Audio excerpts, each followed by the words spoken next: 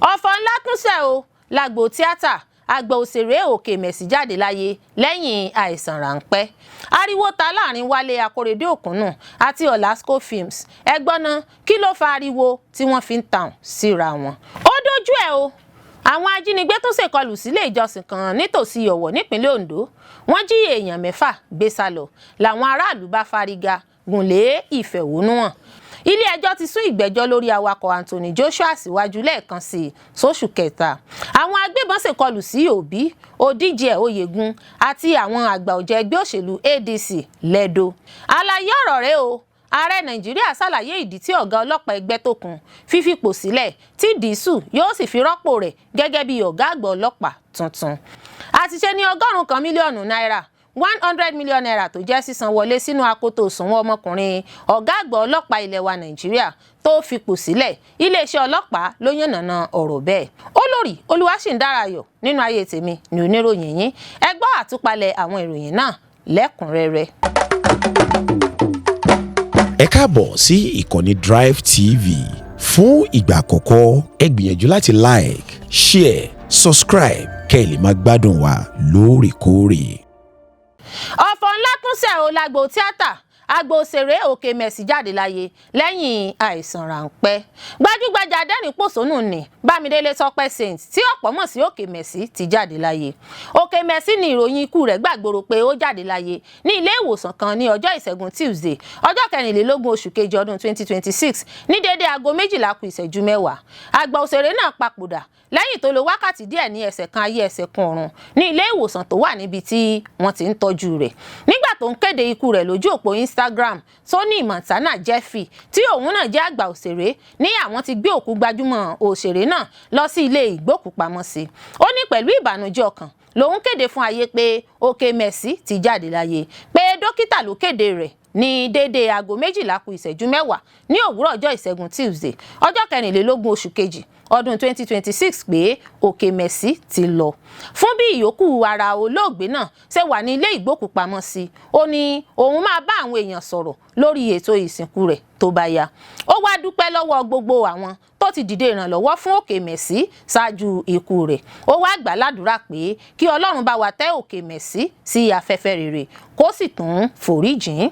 Bákan náà ni Tony Montana tún rọ àwọn èèyàn àti olólùfẹ́ Okemesi pé kí wọ́n má fi owó ránṣẹ́ sí àpò owó tí wọ́n gbé síta fún ìrànlọ́wọ́ ìtọ́jú rẹ̀ mọ́.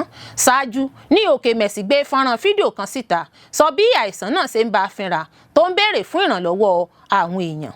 Ó ní òun gba ìtọ́jú ní ilé ìwòsàn kan nípínlẹ̀ Èkó kó tó di pé wọ́n gbé lọ sí ìlú Òṣogbo nípínlẹ̀ Ọ̀ṣun níbi tí ó ní wọ́n ti ń fi àdúrà jagun fún un ṣáájú kí ó tó jẹ́ Ọlọ́run nípè. Ariwo ta láàrin Wálé Akóredé-Òkúnnù àti Olasco Films. Ẹgbọ́n náà kí ló fa ariwo tí wọ́n fi ń tàn síra wọn. Gbàgbó sì bẹ̀rẹ̀ sí ní wáyé láàrin gbajúgbajà òṣèré tíátà Yorùbá Wálé Akóredé tí ọ̀pọ̀ àwọn olólùfẹ́ rẹ̀ mọ̀ sí Òkúnnù àti gbajúgbajà oníṣòwò fíìmù Olasco Films. Òkúnnù ló fi ẹ̀sùn kan Olasco Films pé kò fún òun lówó fíìmù kan tí wọ́n yà lọ́pọ̀ ọdún sẹ́yìn. Àmọ́ oníṣòwò fíìmù náà ti sọ pé ọ̀rọ̀ kò rí bẹ́ẹ̀ látàrí pé òun kò jẹ Òkúnnù lówó kankan. Èyí ló fa gbàgbós láàrin àwọn méjèèjì. Ọ̀rọ̀ náà bẹ̀rẹ̀ lẹ́yìn tí Òkúnnù sọ nínú ìfọ̀rọ̀wérọ̀ kan tó ṣe pẹ̀lú Olúgbénga Ọ̀rọ̀pọ̀ Valentine lórí ètò Ṣàwòrò. Ó ní Olasco kò san owó fíìmù kan tí òun gbé jáde lọ́pọ̀ ọdún sẹ́yìn fún òun. Gẹ́gẹ́ bí Òkúnnù ṣe sọ, Olasco kọ̀ láti fún òun lówó ìlágùn òun lẹ́yìn iṣẹ́ náà. Wálé Akóredé sọ pé òun lòun kọ fíìmù náà, òun lòun darí rẹ̀, kódà òun lòun tún kó ipa tó ṣe pàtàkì jùlọ nínú rẹ̀, àmọ́ òun kò gba owó kankan lórí fíìmù ọ̀hún. Ó ní òun ti ṣe fíìmù fún Olasco tó jẹ́ pé omi náírà 5 òun ò mu lórí gbogbo owó tí wọ́n pa lórí fíìmù náà títí di òní yìí. Ó ní nígbà tí fíìmù náà yóò jáde, apá kìíní àti apá kejì ló jáde. Tí òun bá wá ní òun pa náírà kan nínú oògùn ojú òun, irọ́ ni òun pa, kódà òun tún jẹ gbèsè ni. Fọ́nrán fídíò ìfọ̀rọ̀wérọ̀ náà ló milẹ̀ tìtì lórí ayélujára tí ọ̀pọ̀ àwọn olólùfẹ́ Òkúnnù sì ń sọ èròǹgbà wọn lórí rẹ̀. Ọ̀rọ̀ yìí ló jẹ jáde tí Olasco fi fèsì dáhùn pé aláìmoore ni Òkúnnù, mílíọ̀nù 2 náírà ni òun fún un. Olasco fúnra rẹ̀ ló fèsì padà fún Òkúnnù pé ọ̀rọ̀ kò rí bó ṣe sọ. Nínú nínú ìfọ̀rọ̀wérọ̀ mìíràn láti wé orúkọ ara rẹ̀ mọ́ ní Ọlásùkò ti sọ pé irọ́ ni òkúnnù pamọ́ òun, kódà ó ní mílíọ̀nù 2 náírà lòun fún Akóredé fún iṣẹ́ náà ṣáájú kí wọ́n tó bẹ̀rẹ̀. Ó ní Mr. Látìgan lòun fẹ́ lò fún fíìmù ọ̀hún kí wọ́n tó padà lo òkúnnù fún èrè ọ̀hún. Ọlásùkò ní ẹni tí òun kó mílíọ̀nù 2 náírà fún láti lọ́ọ́ fi ṣe fíìmù ọ̀hún ló gba owó lọ́wọ́ òun láti lọ́ọ́ fi ṣe fíìmù wá fún òun. Ọlásùkò ní kì í ṣe pé Wálé Akóredé ló gbé owó fíìmù náà sílẹ̀, àmọ́ òun fúnra òun lòun gbé owó kalẹ̀ pé kó ṣe fíìmù fún òun. Lẹ́yìn gbogbo awuyewuye náà, òkúnnù sọ pé òun sì máa tú kúlẹ̀kúlẹ̀ ohun tó ṣẹlẹ̀ lórí fíìmù náà tí àsìkò bá ti tó. Ó dojú ẹ̀ o, àwọn ajínigbé tún ṣèkọlù síléèjọsìn kan nítòsí Ọ̀wọ̀ nípínlẹ̀ Ondo. Wọ́n jí èèyàn 6 gbé salọ, làwọn aráàlú bá fariga gúnlè ìfẹ̀hónúhàn. Àwọn ajínigbé agbébọn tún ṣọṣẹ́ láabi wọn, níṣe ni wọ́n tún jí èèyàn 6 gbé salọ lẹ́yìn tí àwọn agbébọn ṣèkọlù sí ilé ìjọsìn nílùú Uso níjọba ìbílẹ̀ Ọ̀wọ̀ nípínlẹ̀ Ondo. Ọ̀kan lára àwọn olùgbé ìlú náà tó bá àwọn akọ̀ròyìn sọ̀rọ̀ sọ di mímọ̀ pé ìjọ Celestial Church of Christ tó wà ní òpópónà márosẹ̀ ìlú Àkúrẹ́ sí ìlú Ọ̀wọ̀ ní ìṣẹ̀lẹ̀ náà ti wáyé. Ó ṣàlàyé pé àwọn ajínigbé náà ṣèkọlù yìí lásìkò tí àwọn olùjọ́sìn wà ní ilé ìjọsìn ní ọjọ́ Ìṣẹ́gun ọjọ́ 24 oṣù kejì ọdún yìí. Olùgbé ìlú náà sọ pé ọ̀kan lára àwọn tí wọ́n jí gbé ti mórí bọ́ lọ́wọ́ àwọn ajínigbé náà, ṣùgbọ́n wọn kò mọ ohunkóhun nípa àwọn tó kù tí wọ́n jí gbé. Ọ̀rọ̀ ìjínigbé nípínlẹ̀ Ondo ti di jákèjádò báyìí bí àwọn ajínigbé ṣe ń ṣèkọlù lemọ́lemọ́, èyí tó mú kí àwọn ènìyàn máa gbé pẹ̀lú ìpayà ìbẹ̀rùbojo. A ó rántí pé láìpẹ́ yìí ní àwọn ajínigbé agbébọn ṣekú pa alágàmọ̀ tìlú Àgámọ̀ Ọba Kẹ́hìndé Fálọ́dún, bẹ́ẹ̀ ni wọ́n tún gbé tọkọtaya kan nílùú Àbò ní ọ̀sẹ̀ tó kọjá. Èyí ló mú kí àwọn olùgbé ìlú Uso níjọba ìbílẹ̀ Ọ̀wọ̀ gbégidínà òpópónà márosẹ̀ ìlú Àkúrẹ́ sí ìlú Ọ̀wọ̀ nítorí ìṣẹ̀lẹ̀ ìjínigbé tó wáyé ní ìlú náà. Àwọn aráàlú náà ló gbé páálí dání pẹ̀lú onírúurú àkọlé ọ̀rọ̀ tí wọ́n kọ sí lára láti fẹ̀hónú hàn nípasẹ̀ ìṣẹ̀lẹ̀ ìjínigbé náà. Wọ́n ṣàlàyé pé ìjọba ìpínlẹ̀ Ondo káwọ́ gbéra nípa ìṣẹ̀lẹ̀ ìjínigbé, ìdí nìyẹn tí àwọn agbébọn náà fi ń ṣọṣẹ́ lójoojúmọ́. Wọ́n ṣàlàyé pé àwọn kò ní kúrò ní oríko náà títí tí ìjọba yóò fi ṣàwárí àwọn tí wọ́n jí gbé náà. Òpópónà náà ti dípa báyìí bí àwọn arìnrìn-àjò ṣe há sí òpópónà náà nítorí ìfẹ̀hónúhàn tó ń lọ lọ́wọ́. Agbẹnusọ Ileesẹ Ọlọpa ìpínlẹ̀ Ondo ti fi ìdí rẹ̀ múlẹ̀ pé ènìyàn 6 ní àwọn ajínigbé náà jí gbé lọ níbi ìkọlù tí wọ́n ṣe sí ilé ìjọsìn nílùú Uso. Jimoh Àbáyọ̀mí ṣàlàyé pé déédéé aago kan kù ìṣẹ́jú 10 ní òwúrọ̀ ọjọ́ Ìṣẹ́gun ọjọ́ 25 oṣù yìí ní àwọn ajínigbé náà ṣèkọlù sí ilé ìjọsìn Celestial Church tó wà ní òpópónà márosẹ̀ Àkúrẹ́ sílùú Ọ̀wọ̀ nílùú Uso. Ó ṣàlàyé pé ní kété tí wọ́n gbọ́ nípa ìṣẹ̀lẹ̀ náà, àwọn ikọ̀ Ileesẹ Ọlọpa àti àwọn ọmọ ogun orílẹ̀-èdè yìí pẹ̀lú àwọn fìjìláńtè fọwọ́sowọ́pọ̀ láti ṣàwárí àwọn tí wọ́n jí gbé náà. Àbáyọ̀mí sọ pé ìfọwọ́sowọ́pọ̀ yìí so èso rere bí wọ́n ṣe dóòlà ẹ̀mí ọ̀kan lára àwọn tí wọ́n jí gbé náà. Ó ṣàlàyé pé ọwọ́ tún tẹ ọ̀kan lára àwọn ajínigbé ọ̀hún. Ilé-ẹjọ́ ti sún ìgbẹ́jọ́ lórí awakọ̀ Anthony Joshua síwájú lẹ́ẹ̀kan sí oṣù kẹta. Ilé-ẹjọ́ májísírèètì tó fìdí jókòó nílùú Ṣàgámù nípínlẹ̀ Ògùn ti sún ìgbẹ́jọ́ Káyọ̀dé Adéníyì síwájú sí ọjọ́ 13 oṣù kẹta ọdún 2026. Agbẹjọ́rò olùjẹ́jọ́ bá àwọn akọ̀ròyìn BBC Yorùbá sọ̀rọ̀ nípa ìdí tí wọ́n fi sún ìgbẹ́jọ́ náà síwájú. Ó ní ó dàbí pé ìjọba ìpínlẹ̀ Ògùn nífẹ̀ẹ́ sí ìgbẹ́jọ́ tí wọ́n sì fẹ́ gba àkóso ìgbẹ́jọ́ náà lọ́wọ́ ọlọ́pàá. Ọjọ́rú Wednesday ọjọ́ 15 oṣù kejì ní ọ̀gbẹ́ni Káyọ̀dé Adéníyì, awakọ̀ tó wa ọkọ̀ tó ṣekú pa àwọn ọ̀rẹ́ gbajúgbajà abẹ̀sẹ̀kù bí òjò ọmọ Nàìjíríà ní Anthony Joshua fojú ba ilé-ẹjọ́. A ó rántí pé 20 oṣù kìíní ọdún yìí ni Adéníyì fojú ba ilé-ẹjọ́ májísírèètì àkọ́kọ́ tó wà nílùú Ṣàgámù ìpínlẹ̀ Ògùn fún ìgbà kẹta lórí ẹ̀sùn eré àsápajúdé. Adéníyì ló wa ọkọ̀ ayọ́kẹ́lẹ́ Lexus SUV tó gbé Anthony Joshua àti àwọn ọ̀rẹ́ rẹ̀ méjì tó pàdánù ẹ̀mí wọn lọ́dún tó kọjá, Ayọ̀délé Kelvin Olú àti Gami Shina. Agbèfọ́ba Richard Ngwe tó fẹ̀sùn kan Adéníyì níwájú ilé-ẹjọ́ ló rọ adájọ́ pé òun yóò nílò láti ṣe ẹ̀dà àwọn ìwé ẹ̀sùn náà sọ́wọ́. Ngwe sọ wípé lára àwọn ìgbésẹ̀ tí àwọn ń gbé lórí ẹjọ́ náà ní ti àwọn tí àwọn fẹ́ gbà láti ọ̀dọ̀ àjọ DPP tí í ṣe Director of Public Prosecution. Ileesẹ Ọlọpa ìpínlẹ̀ Ògùn ti ṣàlàyé kókó ẹ̀sùn 4 tí wọ́n fi kan awakọ̀ Lexus SUV tí Anthony Joshua àtàwọn alábàáṣiṣẹ́pọ̀ rẹ̀ méjì wà nínú rẹ̀, èyí tó ní ìjàmbá lọ́nà márosẹ̀ ìlú Èkó sí Ìbàdàn. Ọjọ́ 7 oṣù kìíní ọdún 2026 ní awakọ̀ náà Adéníyì Káyọ̀dé fojú ba ilé-ẹjọ́ magistrate tó wà nílùú Ṣàgámù nípínlẹ̀ Ògùn. Ẹ̀sùn àkọ́kọ́ tí wọ́n fi kan awakọ̀ náà ni pé ó wa ọkọ̀ lọ́nà tó léwu, èyí tó ṣokùnfà ikú àwọn èèyàn. Eléyìí ni ìgbìmọ̀ olùpẹ̀jọ́ sọ pé ó tako abala 5(1) òfin ọ̀nà márosẹ̀ ìjọba àpapọ̀ ti ọdún 2004. Ẹ̀sùn kejì tí wọ́n fi kan ọ̀gbẹ́ni Káyọ̀dé ni ẹ̀sùn àìbìkítà àti wíwa ọkọ̀ ní ìwàkuwà, èyí tó lòdì sófin ọ̀nà márosẹ̀ ìjọba àpapọ̀ ti ọdún 2004. Wíwa ọkọ̀ láìná ní nǹkan tó lè ṣẹlẹ̀ lẹ́sùn kẹta tí wọ́n fi kan ọ̀gbẹ́ni Káyọ̀dé, àti pé wọ́n ló tún ṣàkóbá fáwọn tó wà nínú ọkọ̀ náà tí wọ́n fi farapa. Lábẹ́ ẹ̀sùn yìí kan náà ni wọ́n tún fi sọ pé awakọ̀ náà bà dúkìá jẹ́, èyí tó lòdì sí abala 7(1) òfin ọ̀nà márosẹ̀ ìjọba àpapọ̀ ti ọdún 2004. Ẹ̀sùn kẹrin tí wọ́n fi kan awakọ̀ Anthony Joshua ni pé ó ń wa ọkọ̀ láì ní ìwé ẹ̀rí ìwakọ̀ tó yanrantí lọ́wọ́, èyí tó lòdì sí abala 10(1) òfin ọ̀nà márosẹ̀ ìjọba àpapọ̀. A ó rántí pé lẹ́yìn ọ̀rẹ̀yìn ní ilé-ẹjọ́ fún awakọ̀ náà ní bẹ́ẹ̀lì pẹ̀lú mílíọ̀nù 5 náírà, 5 million naira àti onídùúró 2. Ilé-ẹjọ́ ní kí ọ̀gbẹ́ni Káyọ̀dé wà ní àhámọ́ títí tí yóò fi pèsè nǹkan tí ilé-ẹjọ́ ní kó san fún bẹ́ẹ̀lì rẹ̀. Àwọn agbébọn ṣèkọlù sí Òbí, Odigie-oyegun àtàwọn àgbà ọ̀jẹ̀ ẹgbẹ́ òṣèlú ADC lẹ́dọ̀. Olùdíje dupò ààrẹ tẹ́lẹ̀ rí Peter Obi, alága àpapọ̀ fẹ́gbẹ́ òṣèlú olóṣùṣọwọ̀ APC tẹ́lẹ̀ rí olóyè John Odigie-oyegun àti àwọn àgbà ọ̀jẹ̀ fẹ́gbẹ́ òṣèlú African Democratic Congress ADC lọ́jọ́ Ìṣẹ́gun Tuesday ní àwọn afurasí ìjàǹdùkú ọmọ ìsọ̀tá ṣèkọlù sí wọn nípínlẹ̀ Edo.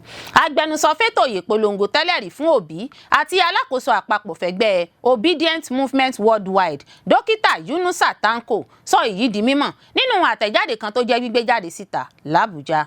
Àtẹ̀jáde náà kà báyìí pé Peter Obi àti àwọn adarí ẹgbẹ́ òṣèlú ADC jẹ́ ṣíṣèkọlù sí ní Benin nípínlẹ̀ Edo níbi ètò ìkéde Olúmídé Àpáta wọnú ẹgbẹ́ òṣèlú African Democratic Congress ADC. Àsìkò náà làwọn agbébọn ọ̀hún tẹ̀lé wọn láti ilé ẹgbẹ́ sẹkítẹ́ríàtì ADC lọ ilégbèé olóyè John Odigie-oyegun. Níṣe ni wọ́n yìnbọn mọ́ géètì ẹnu ọ̀nà ilégbèé náà, bà ọ̀pọ̀ ọkọ̀ jẹ́. Wọ́n ṣàpèjúwe ìṣẹ̀lẹ̀ náà gẹ́gẹ́ bí ìgbésẹ̀ ìṣekúpani látọwọ́ àwọn agbanipa. Ètò òṣèlú àwarawa wà nínú ewu. Nínú àwọn àwòrán àti fídíò tó jẹ́ gbígbé jáde síta nípasẹ̀ Tanko, ọ̀pọ̀ gíláàsì ọkọ̀ SUV ló jẹ́ fífọ́ nígbà tí géètì tó wọnú ilégbèé Odigie-oyegun sì kún fún ọta ìbọn. Ìṣẹ̀lẹ̀ ọ̀hún mú ìkọminú wá nípa jìnnìjìnnì ìpayà òṣèlú nípínlẹ̀ náà. Ìṣẹ̀lẹ̀ ọ̀hún ló wáyé lẹ́yìn wákàtí 24 tí olùdíje dupò lábẹ́ ẹgbẹ́ òṣèlú ADC nínú ètò ìdìbò ìjọba ìbílẹ̀ l'Àbújá Moses Paul àti ẹgbẹ́ Obedient Movement lọ́jọ́ Ajé Monday kọ àbájáde èsì ìbò ọjọ́ 21 oṣù kejì. Wọ́n dúró lórí ẹsẹ̀ wọn pé èsì tó jẹ́ kíkéde náà kò ṣàfihàn ìfẹ́ ọkàn tòótọ́ àwọn èèyàn. Àjọ elétò ìdìbò INEC kéde Christopher Maikalangu ti ẹgbẹ́ òṣèlú APC gẹ́gẹ́ bí alága AMAC tí wọ́n yàn lẹ́yìn tó ní ìbò tó pọ̀jù tí í ṣe 40,295 nínú àpapọ̀ ìbò 62,871. Paul ló mú ipò kejì pẹ̀lú ìbò 12,109 nígbà tí ẹgbẹ́ òṣèlú alábùradà PDP ti rí ìbò 3,398. Ẹ̀wẹ̀ nínú àtẹ̀jáde kan tó jẹ́ gbígbé jáde síta l'Àbújá lọ́jọ́ Ajé Monday, Paul fẹ̀sùn kan àjọ elétò ìdìbò INEC nípa bí wọ́n ti fọwọ́ yẹpẹrẹ mú ètò ìdìbò náà. Ó tọ́ka sí ìfipámú àwọn olùdìbò, ṣíṣe màgòmágó, ìdúnkokò ìhàlẹ̀ mọ́ àwọn alátìlẹyìn ẹgbẹ́ òṣèlú àti ìbò rírà jákèjádò ọ̀pọ̀ wọ́ọ̀dù. Àlàyé ọ̀rọ̀ rẹ̀ o. Ààrẹ Nàìjíríà ṣàlàyé ìdí tí Ọ̀gá Ọlọ́pàá Egbetokun fi Fipo Sile tí Disu yóò sì fi rọ́pò rẹ̀ gẹ́gẹ́ bí ọ̀gá àgbà ọlọ́pàá tuntun. Iléeṣẹ́ ààrẹ orílẹ̀-èdè wa Nàìjíríà ti ṣàlàyé pé kì í ṣe pé wọ́n yọ ọ̀gá ọlọ́pàá Nàìjíríà Káyọ̀dé Egbetokun nípò gẹ́gẹ́ bí àwọn kan ṣe ń sọ. Wọ́n ní ṣe ni ó fúnra rẹ̀ kọ̀wé fi ipò sílẹ̀. Gẹ́gẹ́ bí àlàyé tí agbẹnusọ fún ààrẹ Nàìjíríà Ọ̀gbẹ́ni Báyọ̀ Nànúgà ṣe, Ọ̀gá Ọlọ́pàá ọ̀hún fúnra rẹ̀ ló kọ̀wé sí Ààrẹ Bọ́lá Tinubu pé òun fẹ́ láti fi ipò sílẹ̀ nítorí àwọn ìpèníjà kan tó ní ṣe pẹ̀lú ẹbí òun. Túnjí Disu ló di adelé ọ̀gá àgbà ọlọ́pàá Nàìjíríà tuntun lẹ́yìn tí Káyọ̀dé Ẹgbẹ́tókun kọ̀wé fi ipò sílẹ̀. Ní ìrọ̀lẹ́ ọjọ́ Ìṣẹ́gun Tuesday ọjọ́ 24 oṣù kejì yìí ni olùdámọ̀ràn Ààrẹ Bọ́lá Tinubu lórí ètò ìròyìn Báyọ̀ Ọ̀nànúgà fìdí ọ̀rọ̀ náà múlẹ̀ nínú àtẹ̀jáde tó fi síta. Ọ̀nànúgà ṣàlàyé pé Tinubu yan Disu gẹ́gẹ́ bí adelé ọ̀gá ọlọ́pàá Nàìjíríà tuntun lẹ́yìn tí Ẹgbẹ́tókun kọ̀wé fipò sílẹ̀. Ìgbésẹ̀ tó ní òun gbé náà ní í ṣe nítorí ẹbí òun. Ààrẹ Tinubu tẹ́wọ́ gba ìgbésẹ̀ Ẹgbẹ́tókun ọ̀hún láti kọ̀wé fipò sílẹ̀ lẹ́yìn tó sọ pé nítorí ẹbí òun lòun fi ṣe bẹ́ẹ̀.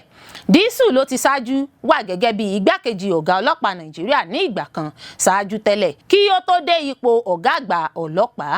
Ọ̀nànúgà sọ nínú àtẹ̀jáde tó fi síta pé Tinubu dúpẹ́ lọ́wọ́ Ẹgbẹ́tókun fún iṣẹ́ ribiribi tó ṣe àti ìfọkànsìn rẹ̀ lásìkò tó fi wà lẹ́nu iṣẹ́ ọba àti lásìkò tó jẹ́ ọ̀gá ọlọ́pàá Nàìjíríà. Lóṣù kẹfà ọdún 2023 ní Tinubu yan Ẹgbẹ́tókun sípò ó sì yẹ kó kúrò nípò náà lóṣù kẹfà ọdún 2027 gẹ́gẹ́ bí àtúnṣe òfin iléeṣẹ́ ọlọ́pàá Nàìjíríà. Àmọ́ pẹ̀lú bí ètò ààbò ṣe rí lọ́wọ́ yìí lórílẹ̀‐èdè Nàìjíríà, Ààrẹ Tinubu ní láti buwọ́lu ìyànsípò Túnjí Disu gẹ́gẹ́ bí adelé ọ̀gá ọlọ́pàá tuntun lẹ́sẹ̀kẹsẹ̀. Tinubu gbàgbọ́ wípé Disu jẹ́ akọ́ṣẹ́mọṣẹ́ ó sì ní ìrírí láti darí iléeṣẹ́ ọlọ́pàá Nàìjíríà pàápàá jùlọ lásìkò yìí tí ètò ààbò mẹ́hẹ ní Nàìjíríà. Gẹ́gẹ́ bí àlàkalẹ̀ òfin iléeṣẹ́ ọlọ́pàá ọdún 2020, Ààrẹ Tinubu yóò ṣèpàdé pọ̀ báyìí pẹ̀lú àjọ NPC tó ń rí sí ọ̀rọ̀ ọlọ́pàá lórí ìyànsípò Túnjí Disu. Lẹ́yìn náà ni ààrẹ yóò forúkọ rẹ̀ ránṣẹ́ sílé aṣòfin àgbà l'Àbújá fún ìbuwọ́lù. Túnjí Disu ni wọ́n bí lọ́jọ́ 13 oṣù kẹrin ọdún 1966 ní Lagos Island nípínlẹ̀ Èkó. Disu bẹ̀rẹ̀ ẹ̀kọ́ rẹ̀ ní ilé ẹ̀kọ́ alákọ̀ọ́bẹ̀rẹ̀ Holy Cross Cathedral. Ó tẹ̀síwájú ètò ẹ̀kọ́ rẹ̀ ní ilé ẹ̀kọ́ Mayflower Junior School nílùú Ìkẹ́nẹ́ nípínlẹ̀ Ògùn lọ́dún 1979. Disu tún kẹ́kọ̀ọ́ nílé ẹ̀kọ́ girama Pobuna nílùú Ẹ̀pẹ́ àti ilé ẹ̀kọ́ St Gregory's College nílùú Èkó níbi tí ó ti kẹ́kọ̀ọ́ jáde lọ́dún 1985. Ó tẹ̀síwájú ètò ẹ̀kọ́ rẹ̀ nílé ẹ̀kọ́ gíga fásitì ìpínlẹ̀ Èkó LASU níbi tó ti kẹ́kọ̀ọ́ nípa kíkọ́ èdè Gẹ̀ẹ́sì. Ó sì kẹ́kọ̀ọ́ gboyè níbẹ̀ lọ́dún 1990. Disu tún kẹ́kọ̀ọ́ gboyè PGD nínú ìmọ̀ ìbáraẹniṣepọ̀ lágbàáyé ní ilé ẹ̀kọ́ gíga LASU. Kò tán síbẹ̀ o, Disu tún gba ìwé ẹ̀rí nípa dídáàbòbò ara ẹni nílẹ̀ Gẹ̀ẹ́sì.